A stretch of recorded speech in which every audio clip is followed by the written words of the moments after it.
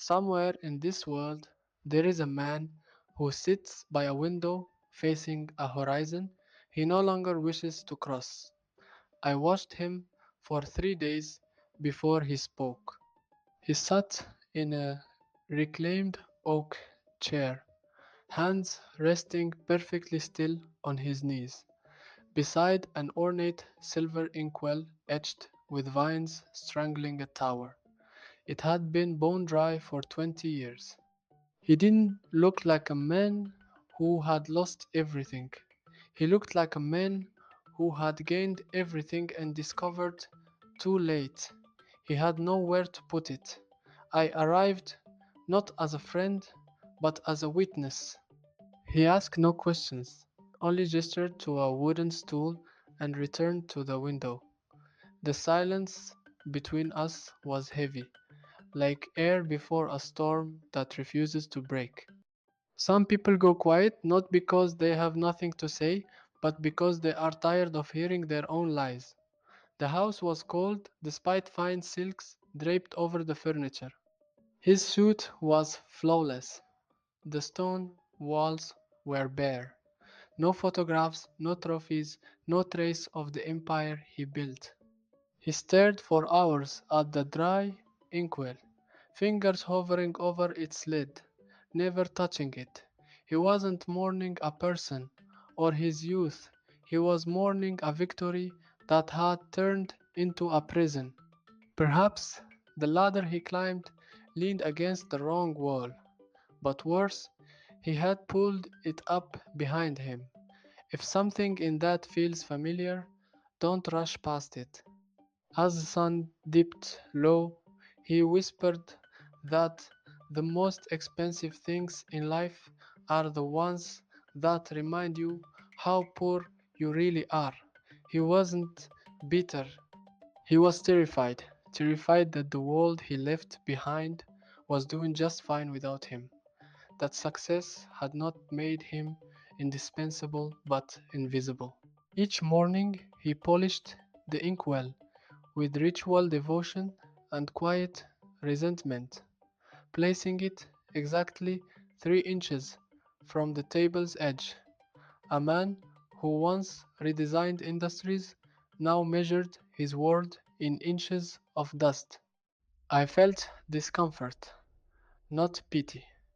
In his meticulous movements, I saw our shared hunger to accumulate, to become, but in his eyes, becoming was finished. Only having remained, and having was hollow. One night he described a bridge he commissioned, the engineering, the cost, the prestige. Then he paused and admitted he had never heard the river beneath it because he was too busy studying blueprints. He had built a highway over his own heart and couldn't find the exit. Time, he told me, doesn't pass. After a while, it accumulates. A successful man trades hours for paper and realizes too late that paper cannot buy the hours back. In a drawer, I found unopened letters from people he had helped anonymously, schools funded, surgeries paid for, lives rescued. He wasn't heartless, yet he slammed the drawer shut, saying charity becomes ego when used to balance a scale that cannot be tipped. He hadn't helped from kindness, but from guilt, trying to bribe a conscience that would not be bought. When thick mist erased the horizon, he seemed relieved. At last he touched the inkwell and confessed he hadn't run out of ink. He had poured it onto the floor years ago because he couldn't sign another contract that made him more successful and less human. There were no tears when he said, I spent my whole life building a throne only to realize that when you sit on a throne, you're the only one who can't walk away from it. He didn't regret the work or even the money. He regretted winning a game dealt by a dishonest world. Then he spoke the sentence that still unsettles me. The tragedy of my life is not that I failed, but that I succeeded so well, I no longer know who I was supposed to be without the applause. On the final night, he left the inkwell dusty and dry. His success had not been a path, but a 50-year detour. As I drove away, the horizon no longer looked like a goal, but a limit.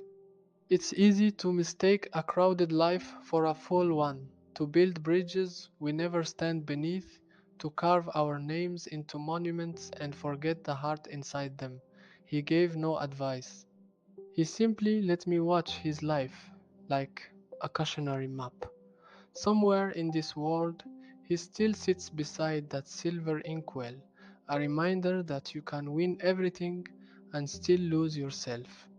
And as I move toward my own version of success, I slow down and ask, if you achieved everything you ever dreamed of, would you recognize the person in the mirror? Or would you find a stranger wearing your clothes? One sentence I can't forget. I succeeded so well, I lost myself.